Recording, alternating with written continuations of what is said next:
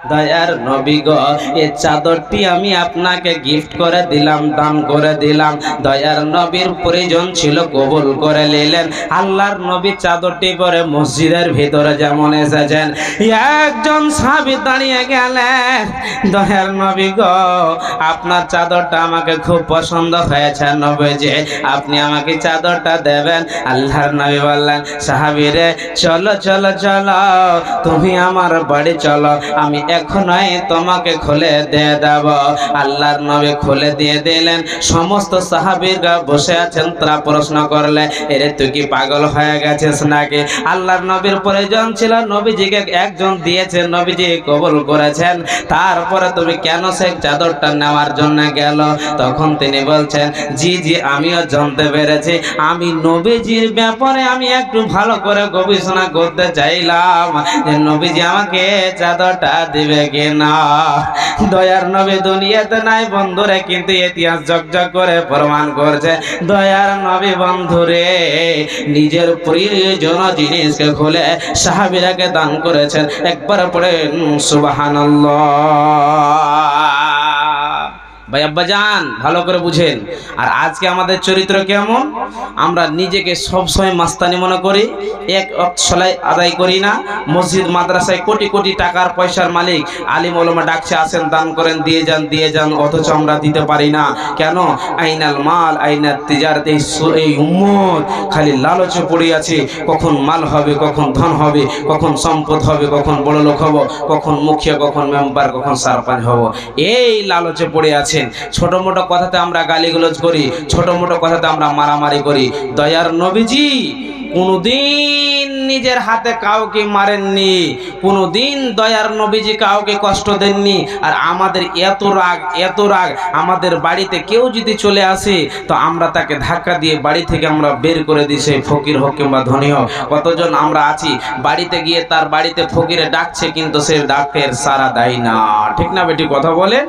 জি, আপনি পৃথিবীতে এসেছেন, একদিন যেতে হবে।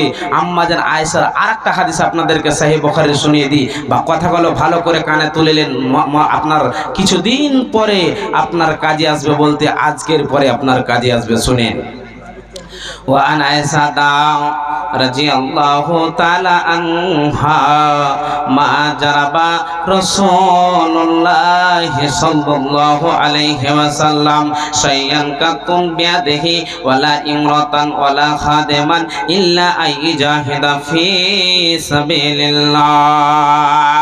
আম্মা জান আয়েশা বলছেন, ও রাসূলের সাহাবীরা তোমরা শুনে নাও, ও উম্মতিরা তোমরা শুনে নাও, দয়ার নবী নিজের হাত দিয়ে কোনদিন কাউকে মারেননি, কোনদিন কোন বিবিদেরকে মারেননি, কোনদিন কোন লন্ডিদেরকে মারেননি।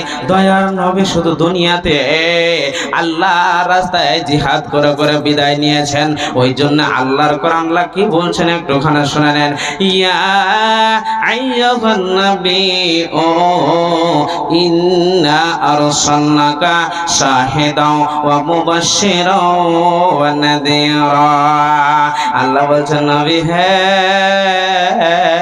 আমি আল্লাহ তোকে দুনিয়ার ভিতরে, আমি আল্লাহ তোমাকে দুনিয়ার ভিতরে আমি সাক্ষী হিসাবে পাঠালাম, জান্নাতের খবর দেওয়ার জন্য পাঠালাম, জাহান্নামের ভয় দেখার জন্য পাঠালাম। দয়ার নবী একটু ইতিহাসগুলো আপনাদের সামনে তুলে ধরে আর আল মাখতুমুল মাওলানা শাফিউর রহমান মুবারকপুরে তিনি লেগে যান। দয়ার নবী বন্ধুরে ব্যবহারটা জেনে নেন। আল্লাহর নবী তাইফের ময়দানে গিয়ে হাজির হয়ে গেল।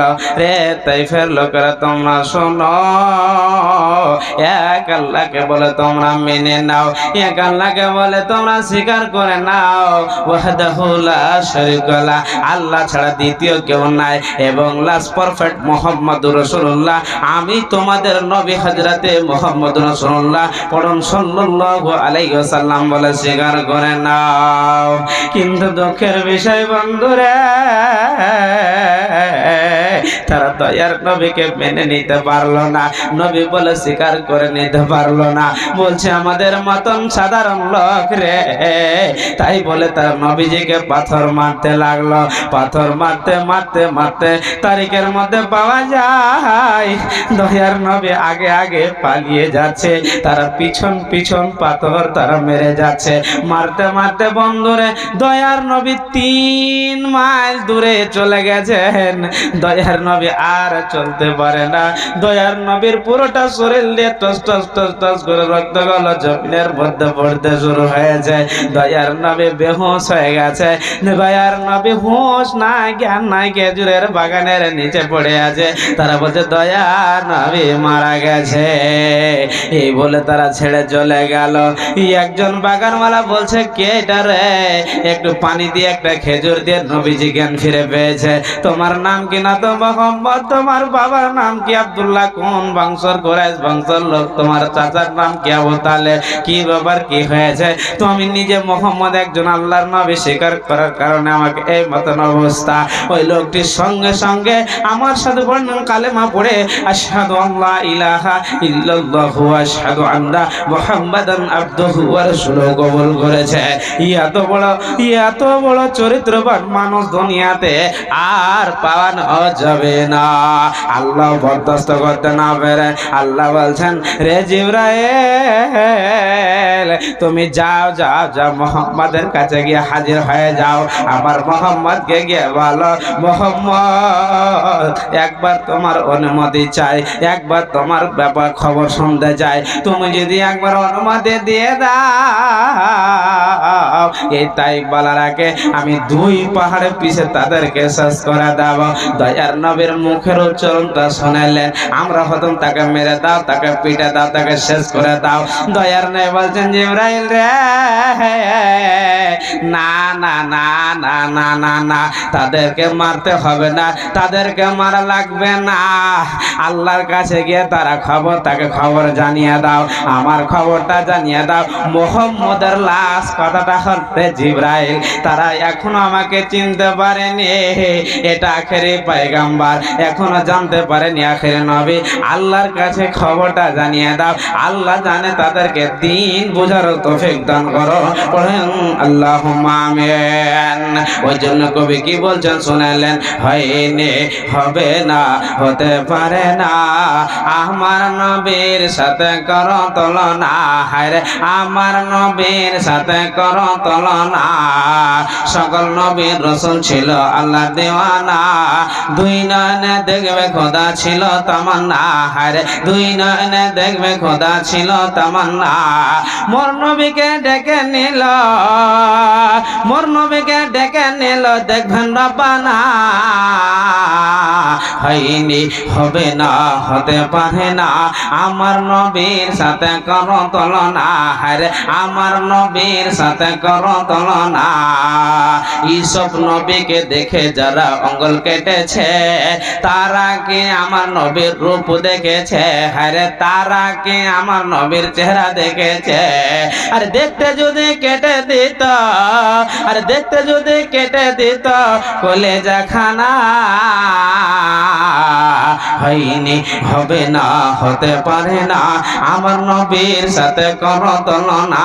হায়রে আমার নবীর সাথে করো তুলনা।